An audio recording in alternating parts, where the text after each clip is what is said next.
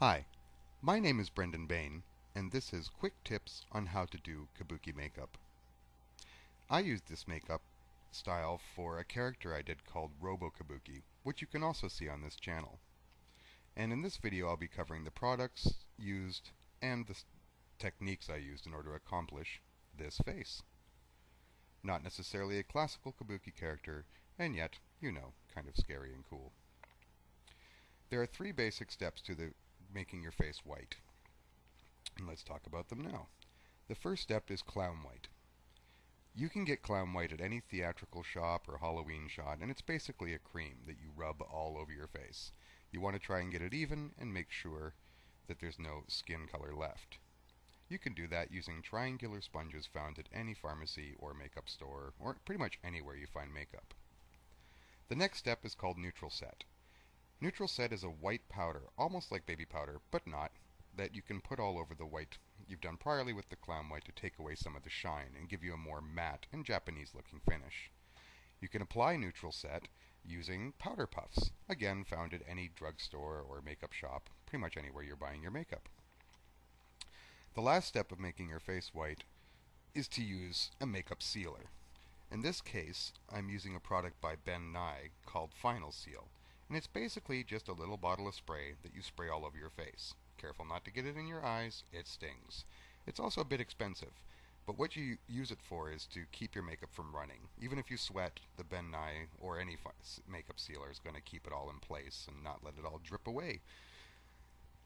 So let's have a quick look at what those three steps look like. So what we did first is we rubbed the clown white all over our faces using the sponges, making sure to cover every area. I didn't bother around the eyes because I'll be using other colors there. Then using the powder puffs, we put the powder all over that layer of white to make it a little softer and more matte. And finally we use the sealant just to make sure that it's all gonna stay. And sort of last but not least, the fun part, adding color. So to add the color, there's a lot of expensive brush sets you can buy, but you don't really need them for this. You can go to any art supply store, and I generally choose them because they're A, synthetic, and B, on sale. So this is roughly like the brush set I'm using. I found this picture on the internet, but it's pretty much what you need. And this is the good stuff. This is Kryolan Aqua Color. A couple companies make this product, but the neat thing about it is you can use it dry, in other words, just rub a brush and use it like blush, or you can add some water and paint it like watercolors. Let's have a look at that. I tend to use the water, and in this case what I've done is I've painted on my upper eyelids some of the red. Now every choice I'm making for this face is all about accenting movement.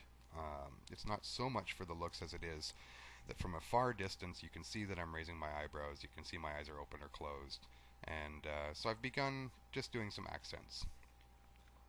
And again, just using the paintbrush, just paint on the shapes you like. There's lots of images on the internet of different Kabuki style makeups. And continuing with accents, this is a really popular line in Kabuki theater. They accent the cheeks for the same reason again. It's very hard to see from a distance, so if you use really bright, loud accents, you can see when someone's smiling or frowning, and that just really helps. I would really suggest a cheek line drawn onto your face in some way or another.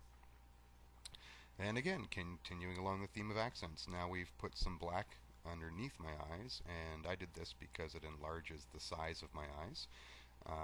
Again, from a distance will be nice and loud and clear to see what kind of emotional reactions I'm trying to create with my facial gestures. And just moving in the same theme, let's move along with some lips. We would like our character to have a mouth.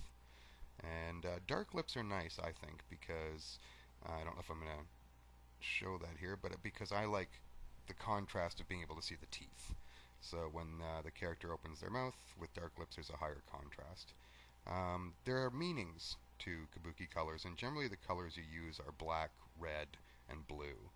Red is virility, black is basically just outlines, and blue means spirit, often used for dead characters or ghosts, or people that are very old. Let's move on to some eyebrows. Yay! So now we've put on some eyebrows, and this is pretty much for this character going to be the full job. And again, even these eyebrows are just added so that when I raise my eyebrows up and down, you can see very clearly that the emotion is changing. So hopefully that was useful to you, and if you make some Kabuki faces of your own, I'd love to see them. So just leave me a comment here or contact me. All of the products used are going to be listed in just a second here, and also ways to contact me. I had up the face sealer there just in case you wanted the very last seal your face once more. Anyways, my name is Brendan Bane, and that was my quick tips on Robokabuki, or sorry, Kabuki makeup. And yeah, hopefully it was helpful.